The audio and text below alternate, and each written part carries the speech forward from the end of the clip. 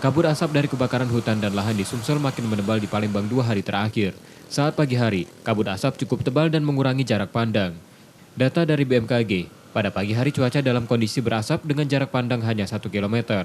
Meski udara berasap, warga tetap beraktivitas di luar rumah.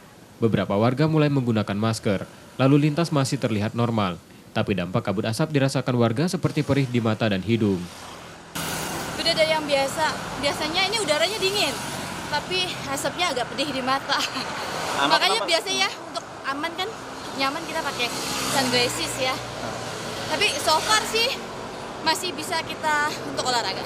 Terus yang dirasa kok itu matanya agak pedih. Kalau pernapasan gimana, Kak? Pernapasan juga terganggu. Kalau baca pemerintah daerah ini supaya cepat itu nanggulani kebakaran yang ada di Sungai Lilin itu. Biar Asapnya berkurang.